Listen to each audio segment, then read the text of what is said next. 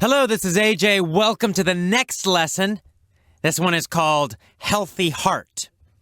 And I'm going to talk about, again, a section from Healthy at 100, the book Healthy at 100 by John Robbins. We've already talked about it a little bit. I'm going to talk about a different section this time. And in this section, John Robbins talks about another factor that contributes to a long and healthy life. Now, before we talked about diet and what you eat and how that can really affect your health, your longevity, meaning how long you live, how strong you are, everything. Well, there's another very important factor other than diet. Diet is very important, but another important factor that John Robbins found when he studied all these people who were 100 years old or more, and they were still strong, still healthy. Well, he found something else. So a kind of vegan diet, that was number one. But then the next thing he found was these people have strong social ties. They have rich social lives. It means they're not alone. They have friends, they have family, they have communities. They are connected to other people in many, many ways. And so what he found was that emotion and love and caring and connection were equally important to diet and exercise. They're both very important. So let me read a section from his book, the same book, Healthy at 100, and then I'll talk more about it. Here we go. "We cannot live for ourselves alone," wrote Herman Melville. "1,000 fibers connect us with our fellow man." Perhaps this explains why we are often moved by people caring deeply for one another.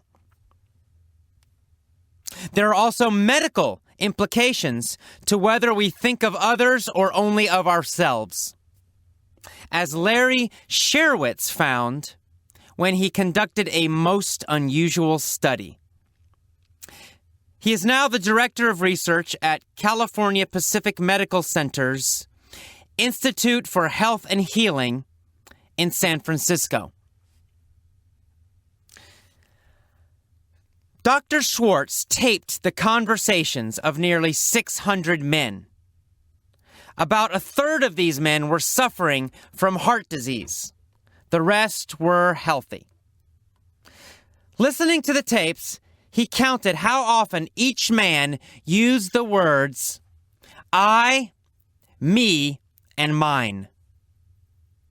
Comparing his results with the frequency of heart disease, he found that the men who used the first-person pronouns the most often had the highest risk of heart trouble. What's more, by following his subjects for several years thereafter, he found that the more a man habitually talked about himself, the greater the chance he would actually have a heart attack.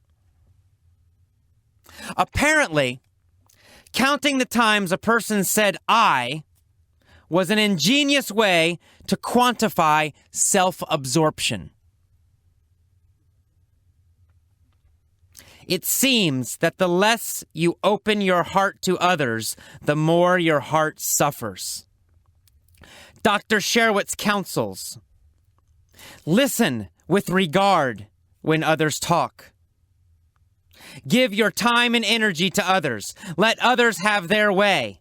Do things for reasons other than furthering your own needs.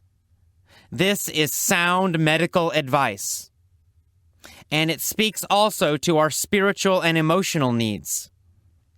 Many religions have taught that being trapped in the illusion of separateness is the source of much of our suffering.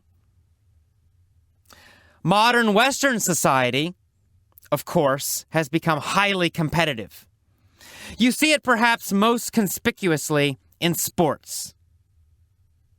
Winning is not the most important thing, said the famous football coach Vince Lombardi. It's everything. Another coach said, "Show me a good loser and I'll show you a loser." I'm sure these coaches were trying to urge their players on to greater effort and to motivate them. But when we become hyper-competitive, we may lose touch with honor, decency, and sportsmanship. And we almost always lose touch with each other. So this is quite interesting. That's a nice little section from John Robbins' book. So it's talking about the medical effects of being totally selfish or too competitive. So very competitive people, very selfish people, people who only think about themselves, they have a much higher rate of heart attacks. They live shorter lives. They're less healthy. Interesting. So the opposite is also true. People who care more about other people, who think about other people, who are connected to other people, who are more grateful and loving, they live longer and they're healthier and stronger. Pretty amazing. So maybe we should think about this and start applying this to our own lives. I know I have found this to be true in my life as well. As I have developed Effortless English, the company, I've had the opportunity to connect with more people. And in the beginning, I'll be honest, I was more focused on myself because I hated working these terrible jobs and I wanted to be free. I wanted to be free from jobs. I wanted to be free from bosses. I wanted to be free from working other people's schedules. So I was really focused on my needs. And those needs were important. And I'm happy that I started the company, and I'm happy that I solved those problems. I'm happy that I now am my own boss and that I have satisfied my own needs. Certainly that has given me happiness. But what has given me more happiness lately is that I have changed my focus because now I have met my individual needs. I'm fine. I have plenty of money. I am free. I am my own boss. I have, lots of opportunities in my life. It's great. But once that happened, I started to focus on other people because now what motivates me is connecting with other people, helping other students. I want to excite my students. I want to excite the members of the Effortless English Club. I want you to be happier. I want you to find your dreams or remember them and achieve them. I want you to meet all of your needs. I want you to be happier, healthier, more successful.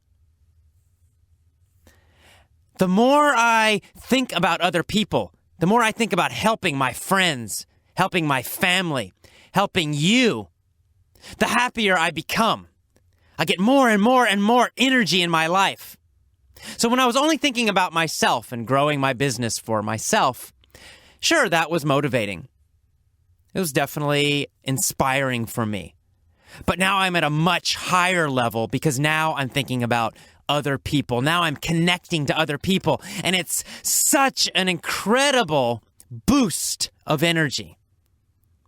It's so much higher than before when I was just focused on myself. So I encourage you to do the same thing. Now, first, you must meet your own needs. You cannot ignore yourself. If you just try to please other people, just help other people, and you ignore yourself, then you feel empty. And you won't feel energized, and you won't feel healthier, and you won't feel stronger. So absolutely, you must take care of yourself. You must meet your own individual needs, certainly.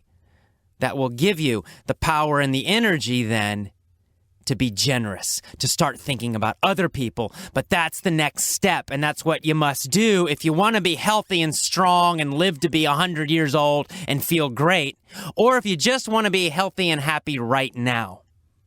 Start thinking about other people. How can you contribute to other people also? How can you make yourself happy and yourself successful, and at the same time help other people be happier, help other people be more successful. The reason I'm so excited as a teacher is because I love to see my students succeed. It gives me amazing energy to see that. Now, sometimes, for example, I've had a bad class. Maybe I come to a class and, maybe I have a bad lesson or it's a bad day for me. I don't know. Something happens and I'm teaching the lesson and I'm trying hard, but I'm looking at the students and the students are not responding. They're not learning. They're not excited. They're not having fun. And what happens to me? Well, my energy goes down. I feel terrible. Even if it's not me, maybe it's the students. Maybe they're just not motivated or they're lazy or something. I don't know. But when that happens, I feel terrible. Even if I'm making money, it doesn't matter. I feel bad because I'm not contributing to them. I'm not helping. And that really bothers me. It upsets me. I hate it. And so that's why I try so hard to have a lot of energy, to do everything I can so that my students learn and grow and succeed. Because when you succeed, I feel fantastic. It gives me so much energy, and it helps me to succeed more too. There's so much more power when you're helping other people, when you see them succeed and you know that you helped. You feel fantastic. It gives your life incredible meaning and energy and passion and health. And so that's why I want you now to think about this. Think about all the goals you have in life. Think about all the dreams you have. All these great things you want to do or be or accomplish. And look at them and then think, how can I also help other people by doing these things? If you want to be rich, great, be rich. And think about all the great things that being rich will, give to you. That's fine. But also think about, how will you help other people by being rich? How can you contribute to your friends, your family, to your community, to the world by being rich? How will you help other people also? Or your goal of learning excellent English, speaking fantastically well, being a fluent English speaker. Now, you thought a lot about strong, powerful, compelling, emotional reasons for yourself why you want to learn English, how it will help you, how it will help your life. That's great. Well, now I want you to go to the next level, the next step. And I want you to think very carefully, how will English fluency help other people? How will you use it to help other people? I'll give you a great example. Our number one member right now is Inka on our members forums. And she is fantastic. And her English is excellent. She is a fantastic student. She has gotten a lot of personal benefits from speaking English very well. For example, she wrote about a big success she had because of English, where she helped her friend and business partner get a new contract. And, they both are succeeding and their company is doing really well because Inka could communicate so well with English. So she's made more money and she's succeeding with business because of speaking English well. But here's the thing about Inka. She's not focused just on herself. Because even in that story, when she wrote that story, she focused mostly on how her friend benefited from her English speaking. Because her friend got this great new contract for the business. And her friend is going to make more money. Her friend is going to be more successful. And that made her feel great because she helped him. Her English ability helped her friend get this new customer. Helped her friend build his business, his or her business. But that's not all. Inka constantly helps other members on the forums. She's always answering questions. Whenever somebody needs help, whenever somebody is discouraged, Inka is there giving them encouragement, giving them advice, giving them answers. She starts topics where she answers questions for other members. If they don't understand a lesson, she'll help them. And we have a lot of members like that. It's not just Inka. We have several members like this. They're contributing. They're helping other people. They're using their English skill to help other people be happier or more successful. They're using their English skill to help their friends improve their businesses. So they're using their English skill to contribute and connect with other people, to help other people, and that gives them tremendous power. And you can see their energy, you can see and feel their motivation, because they're not just learning for themselves, they are learning for other people too. They're helping other people too. That's why they are the top members in our club. That's why their English improves so quickly. That's why they have such high motivation. So whatever your goals are in life, I hope that you will add this other level, this other step. And think about, how can I help and contribute to other people while also helping myself? And that is the end of the Healthy Heart lesson. I will see you next time. Bye-bye. Hi, this is AJ. Welcome to the vocabulary lesson for Healthy Heart. Let's get started. Our first word is fibers. Fibers. So in the story, there was a quote from Herman Melville. It said, 1,000 fibers connect us with our fellow man. Fibers are really like strings, basically. It's just strings. It's just long strings. Usually we talk about fibers, for example, in clothing. So if you have, your clothes are made of lots of little fibers that are woven together, that are put together. Each individual string is a fiber. It's a fiber. So he's saying we are connected by 1,000 strings.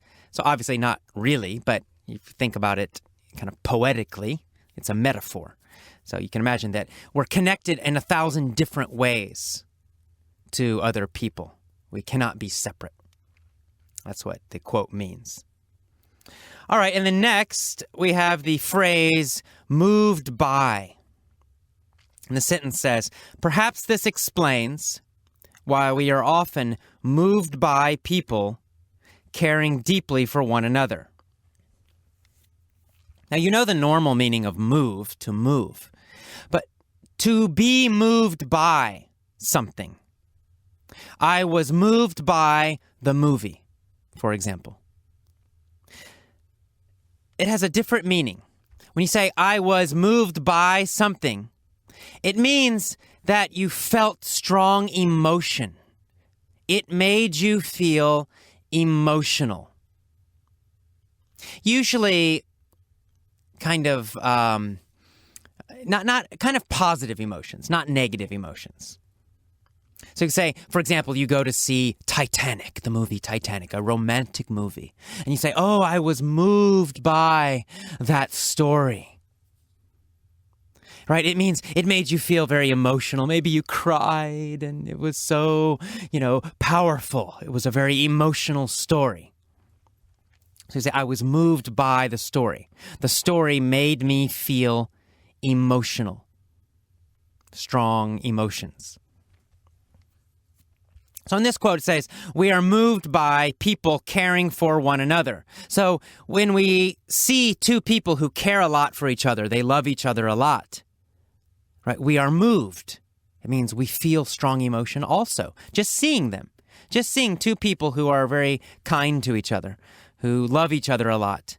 If we just see them, we also feel some kind of strong emotion, right? We are moved by them. They make us feel strong emotion also. All right, our next word is implication. implication. And the sentence said, there are also medical implications to whether we think of others or only of ourselves. There are medical implications. An implication is a consequence or a result of something. So there are medical consequences. There are medical results. There are medical implications. If you think only about yourself, then the implication is you will be less healthy, you will have more of a chance to have a heart attack. That's the implication. That's the result or the consequence. If you love a lot of people and you're always contributing to other people and giving, the implication, the result, the consequence is you will be healthier. Your heart is actually stronger. So again, an implication is a consequence or a result. It has other meanings, but in this situation, it means consequence or result, implication. All right, our next word is to tape, the verb to tape. It said, Dr. Sherwitz taped the conversations of 600 men. Now here, the word tape means to record. We're using it as an action, as a verb. So to tape a conversation means to record a conversation. And it comes from the old, cassette tapes, which are gone now, right? Now we all use CDs and MP3s. But in the past, we had actual tapes, right? Magnetic tapes, cassette tapes. And that's how we recorded. So now we have this verb, to tape, means to record something. I taped the movie, means you recorded the movie on your DVD player or on your cassette player. Or I taped the conversation means I recorded the conversation. All right, our next word is ingenious. And the sentence says, counting the times a person said I was an ingenious way to measure selfishness. So ingenious means clever. Clever or smart. And it usually describes an idea or an action. Sometimes a person, but mostly we use it to describe a plan or a strategy or an action or something like that. So an ingenious way means a clever way, a very clever way. So counting, he listened to these conversations, he counted every time they said I. 1, 2, 3, he counted it. So measuring the number of times they said I was an ingenious way to measure selfishness and an ingenious way to measure their risk for heart attacks. Because the more times they said I in conversations, the higher their risk for heart attack. So it was a very clever idea, right? A very clever way to measure this. An ingenious way. So again, ingenious means clever. Ingenious, clever. Ingenious, clever. Our next word is self-absorption. So this was an ingenious way to measure self-absorption. Of course, self means, yourself. Me, I. Absorption here means you are totally focused on. So it means totally focused on yourself. Self-absorption means totally focused on yourself. Self-absorption means thinking only about yourself. So this is the noun. The adjective is self-absorbed. You say, he is so self-absorbed. It means he only thinks about himself.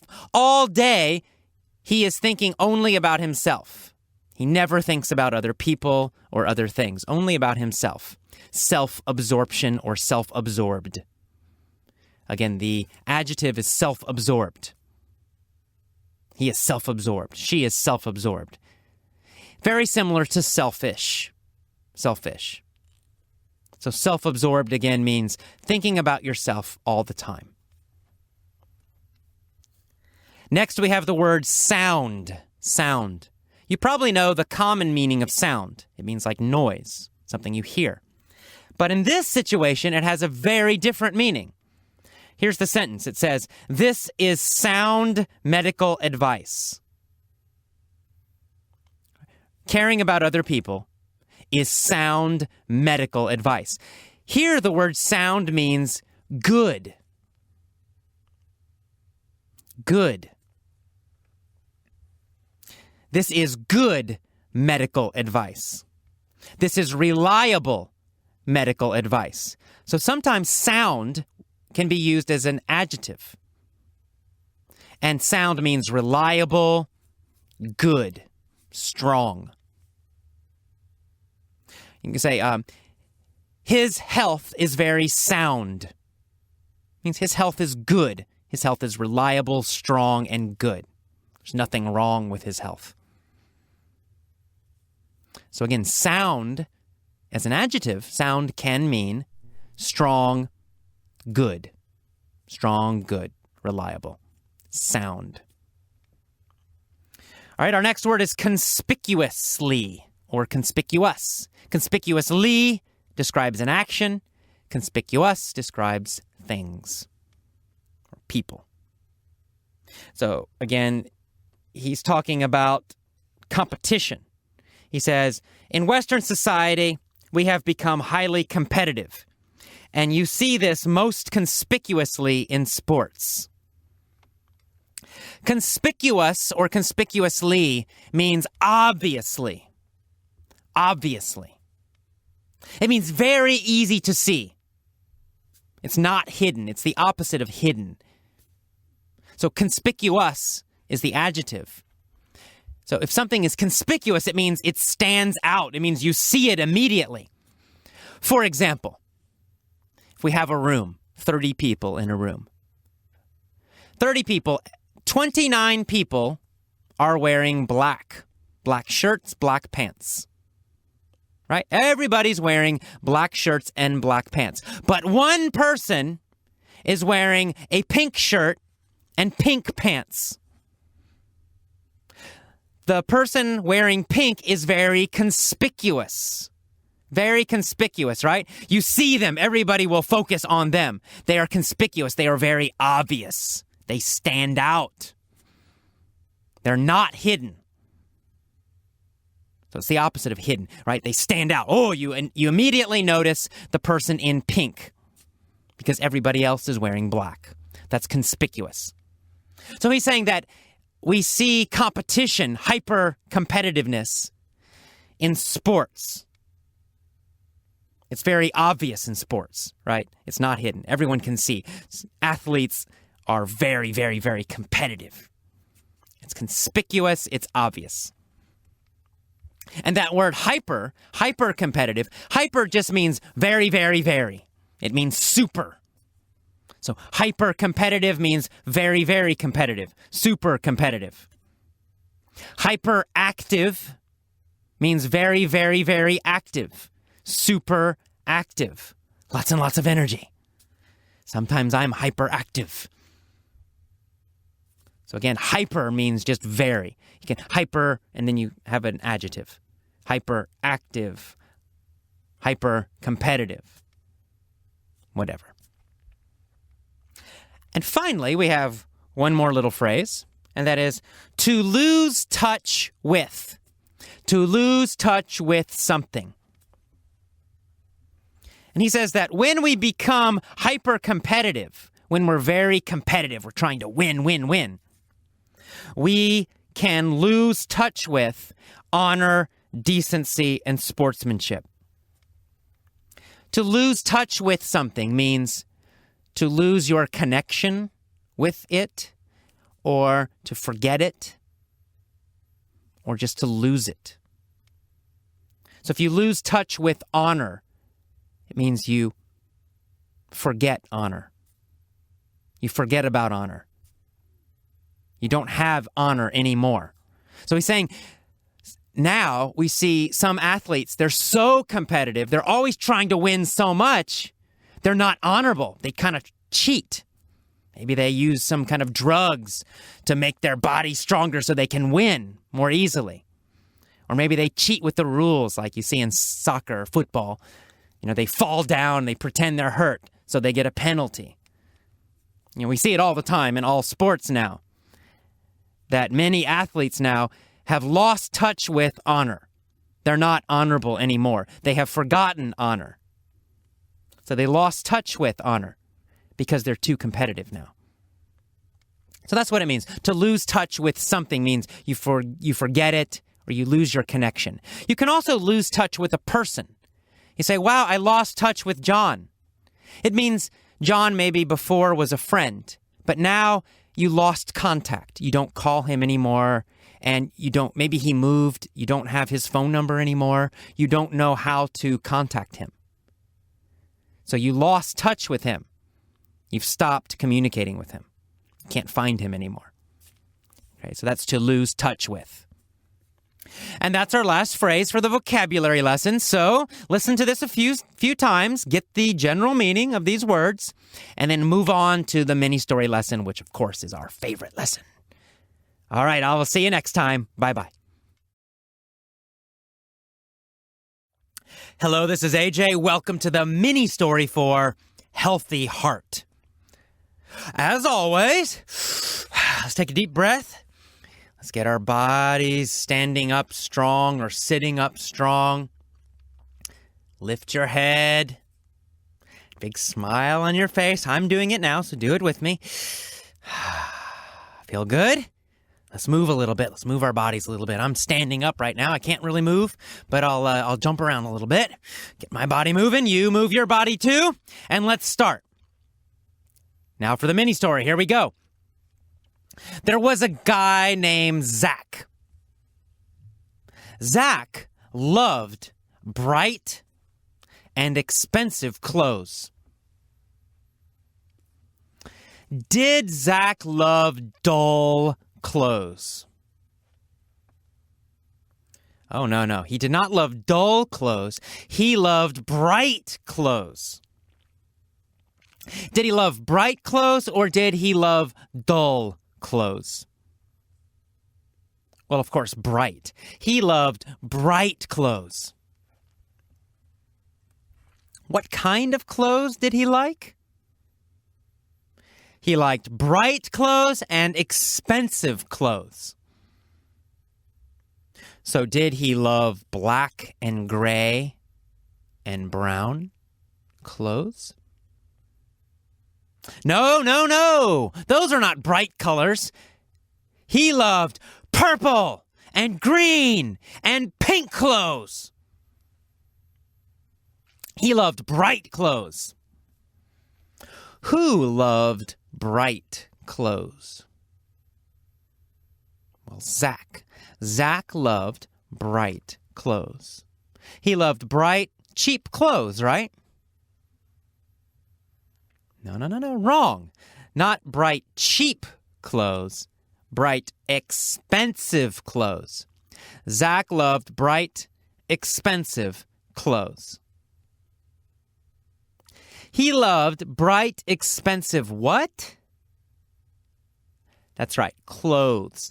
Zach loved bright, expensive clothes. In fact, he was always very conspicuous on the street. Did Zach blend in on the street? Did he blend in? No, he did not blend in. Blend in means to be the same as everything around you. It means not obvious. It's the opposite of conspicuous. So, of course, Zach did not blend in. He was conspicuous. He stood out. So stood out is the same as conspicuous. To stand out means to be very obvious. To be very conspicuous. Zach was very conspicuous on the street. Everybody looked at him. Why was Zach conspicuous? Well, because he always wore bright, expensive clothes. He was conspicuous. He was obvious. He stood out because he always wore bright, expensive clothes. So, who was always very conspicuous? Zach. Zach was always very conspicuous. Where was he conspicuous? Well, on the street. When he walked on the street, he was very conspicuous. Everybody looked at him when he walked on the street. And why did they look at him? Because he was conspicuous, because he wore bright, expensive clothes. So Zach was very, very conspicuous. Zach was also very self-absorbed. Did Zach think a lot about other people? Oh, no. He never thought about other people. Zach only thought about himself and his clothes. He thought about his clothes all the time. Oh, I hope my clothes look good. What should I buy next? Zach was self-absorbed. He thought only about himself and his clothes. What kind of person was Zach? He was a self-absorbed person. Zach was a very self-absorbed person. Was Zach generous and caring? No, he wasn't. Zach was not generous and caring. Zach was self-absorbed. He thought only about himself. He didn't give to other people. He didn't think about other people. He was self-absorbed. And who?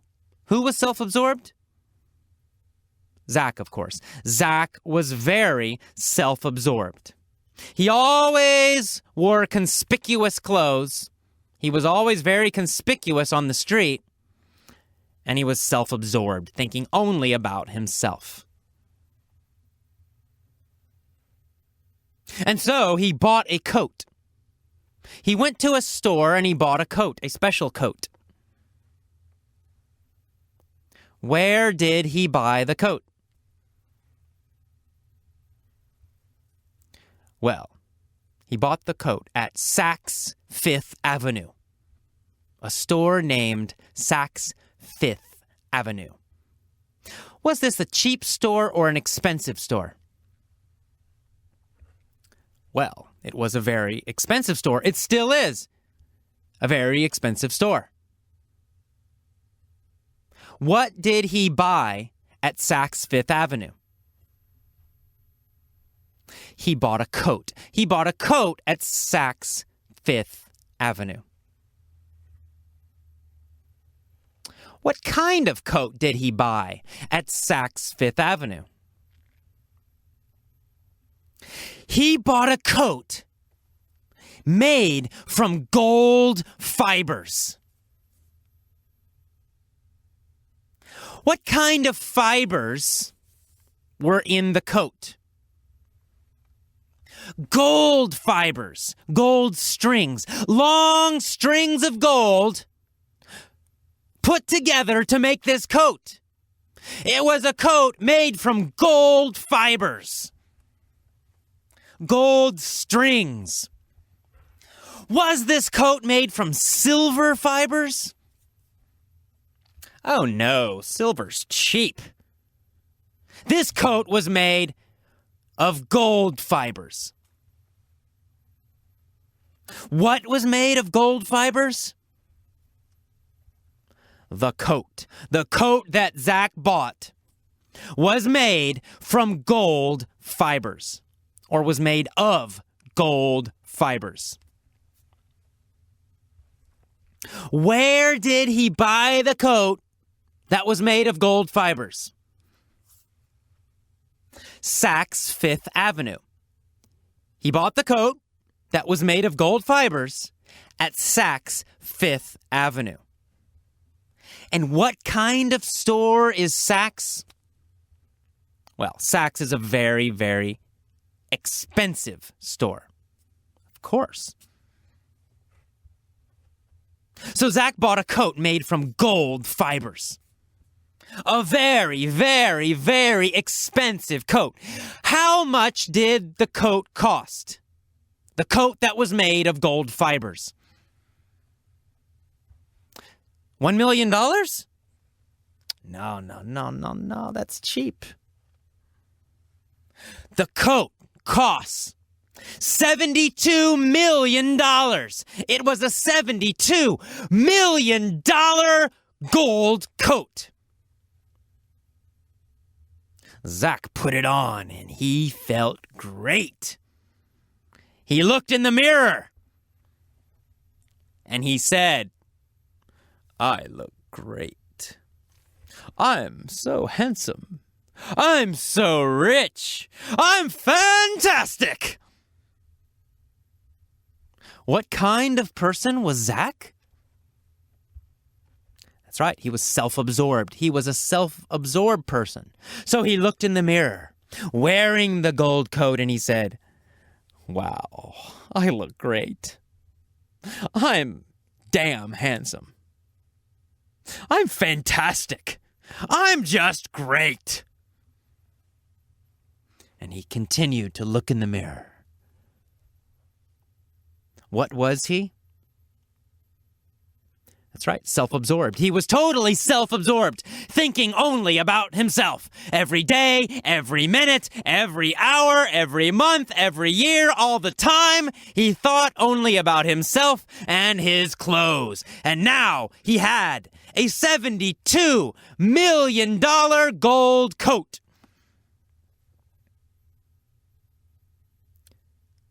But one day, something changed. One day, Zach looked in the mirror, and he felt sad. He looked in the mirror, and he felt sad. How did he feel? Sad. Zach felt very, very sad. He thought about himself, and he felt sad. Who felt sad? Zach, of course. Zach felt sad. Why did Zach feel sad? Well, because he realized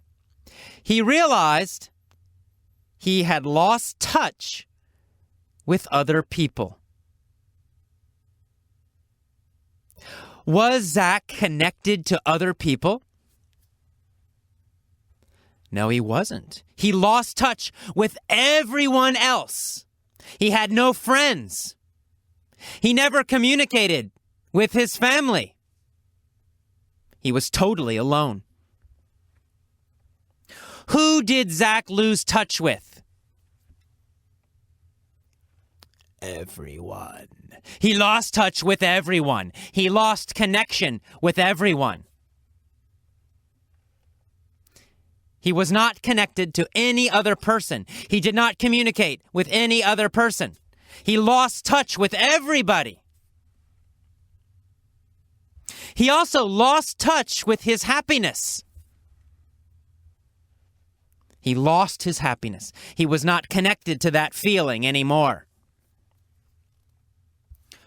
What feeling did he lose touch with? He lost touch with his feelings of happiness. He lost touch with happiness. He did not feel happy anymore. He lost touch with his family. He did not connect with them. He did not communicate with them anymore. He lost touch with all his old friends. He never saw them. He never talked to them. Who did he lose touch with? Everyone. He lost touch with everyone. What did he lose touch with? His happiness, his feelings of happiness. He lost touch with his feelings of happiness. Who lost touch with his happiness? Who lost touch with his family and friends? Zach. Zach lost touch with everyone. And he lost touch with his family and friends and his happiness, with everything in his life. He lost touch with all other people, with all other connections, with all his good feelings. He lost touch with everything and everyone. He was alone, totally alone. He went outside walking. And then he saw a poor, homeless man. And for the first time, he was moved by the man's suffering.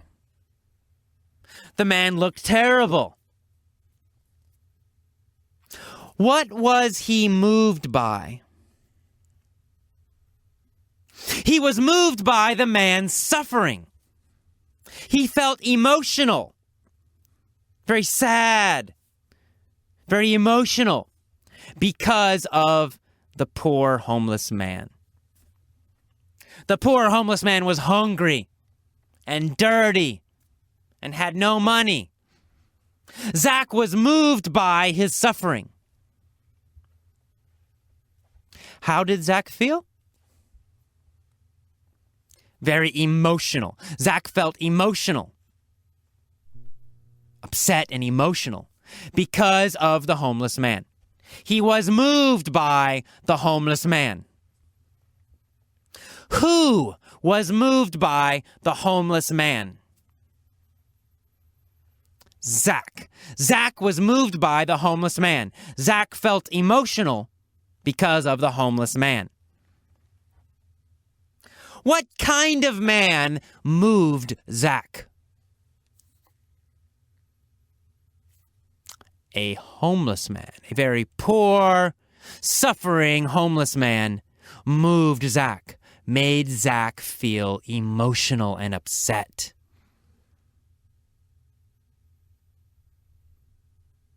So, Zach took off his $72 million gold coat. He gave it to the homeless man, and he said, "Here, take my gold coat and buy a big house with it."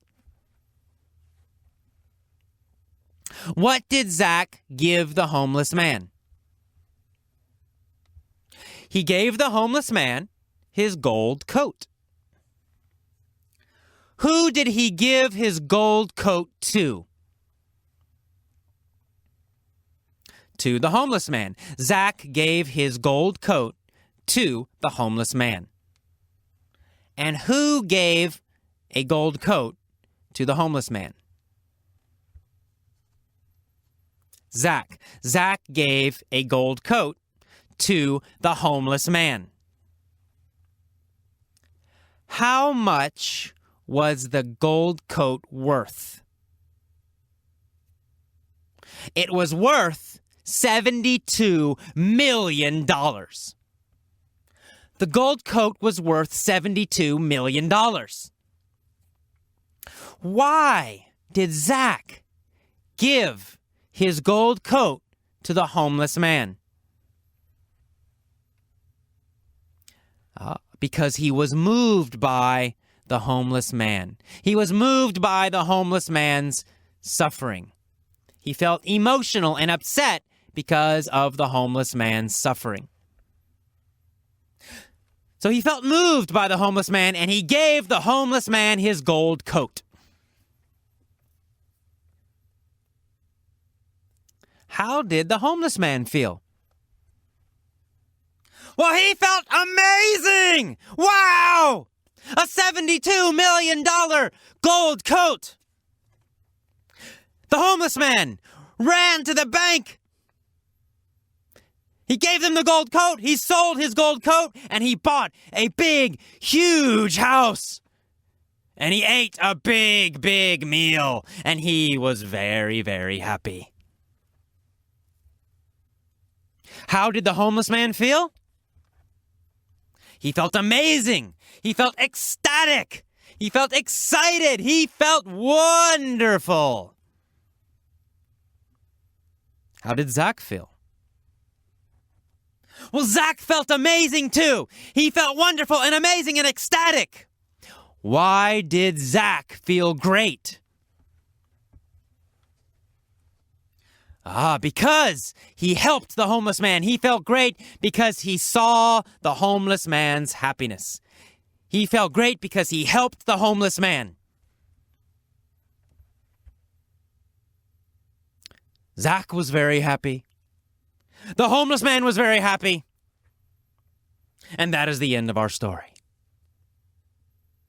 Please listen to this story many times, as usual. Remember, pause and answer the questions if necessary. If you're fast, you can answer the questions without pausing. But if you need to, pause and answer the questions. If possible, if you're alone, shout the answers. Right? Strong body. Standing up. Big smile. And shout your answers. Very strong. Feel confident. Feel strong when you speak English. If you're in a bus or a train or around other people, maybe you can't shout, but you can still have your body strong. You can still smile. Even if you whisper the answers, do it with a big smile. Do it with a strong body. You will build your confidence with English by doing that. So please, it's very important, do that. Don't just answer very weak. Answer strongly every time you speak English. Every time you answer a question in the mini story, do it strongly. With a strong body, strong physiology. Okay, that is the end of our mini story for Healthy Heart. I will see you next time. Bye-bye. Hello, welcome to the Point of View stories for Healthy Heart. Same stories, different points of view, different time frames. Let's start. Since he was a teenager, Zach has loved bright, expensive clothes. In fact, since he was a teenager, he has always worn conspicuous clothes when he was on the street. He has always been very conspicuous every time he walked on the street. Since he was a teenager, and continuing until he was an adult, until very recently. And since he was a teenager, Zach has been totally self-absorbed. Zach has been completely self-absorbed. He has only thought about himself and his clothes. So, since he was a teenager, he has loved bright, expensive clothes. Since he was a teenager, he has always been conspicuous, noticeable. And since he was a teenager, he has always been self-absorbed. He has only thought about himself and his clothing.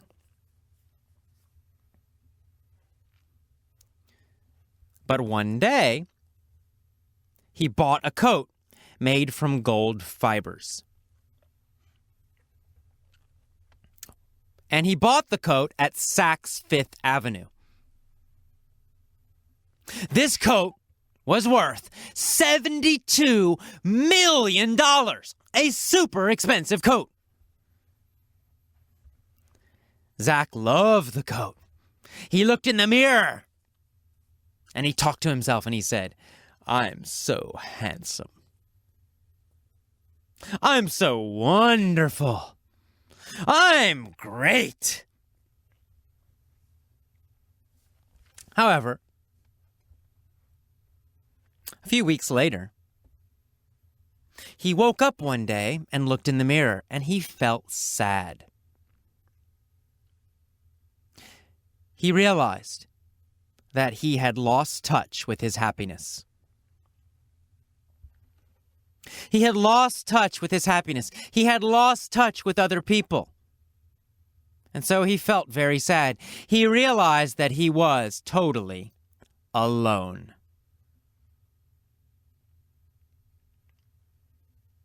He went outside for a walk. And while walking, he saw a poor homeless man, a poor, suffering, hungry homeless man. Oh, so sad.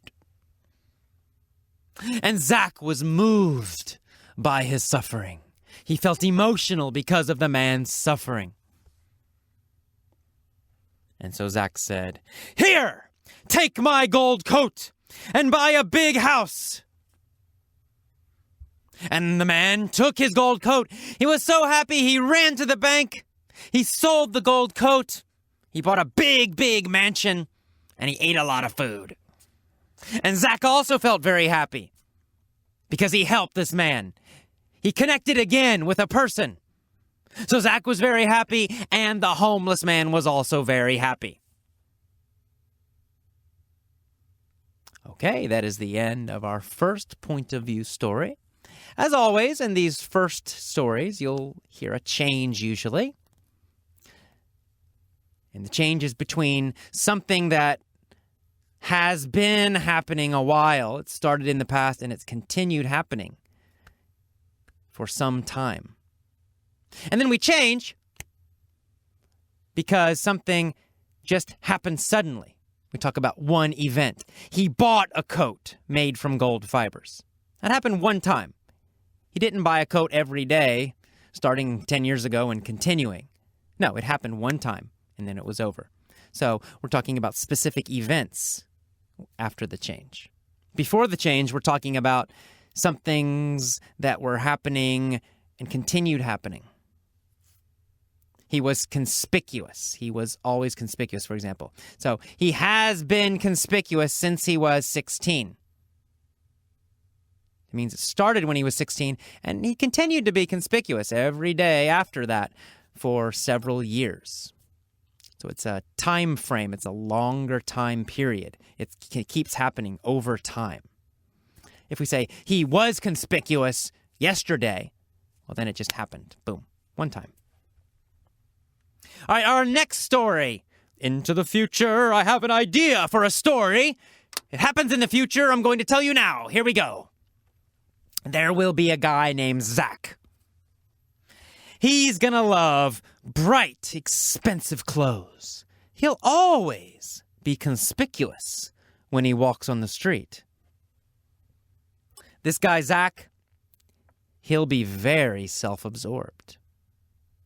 He's gonna be totally self-absorbed, in fact. He's only gonna think about himself and his clothes. And one day, he'll go to Saks Fifth Avenue, and he'll buy a coat made from gold fibers. A coat made from gold fibers that will be worth $72 million. And he's going to look in the mirror, and he's going to say, "Zach, you're handsome. You're great. You're wonderful." Because, of course, he will be totally self-absorbed. But one day, Zach will wake up feeling very sad. He'll look in the mirror and he'll feel very sad. And he'll realize that he has lost touch with his happiness. He'll realize that he has lost touch with every other person. He'll be totally alone. So he's going to walk outside wearing his gold coat, and he'll see a poor, homeless, suffering, hungry man. He'll be moved by the suffering of this man. He'll be moved by the homeless man. He'll feel very emotional. And he'll take off his gold coat, and he'll say, "Here, take my gold coat and buy a big house with it." Of course, the homeless man's gonna be super excited, super happy. The homeless man will run to the bank and sell the gold coat, and he'll buy a big mansion with all the money. And he'll eat a lot of food, and he'll feel great. And Zach is gonna feel great too. He'll feel great because he helped somebody. He'll feel great because he connected with another person and he contributed. So both the homeless man and Zach will feel very, very happy. And that is the end of our point of view stories for Healthy Heart. Listen to them many times for at least 7 days. 14 days or more is fine. Less is not good. At least 7 days every day. Listen to this story, listen to the mini story, listen to the main audio, and sometimes listen to the vocabulary too. I will see you next time. Bye-bye.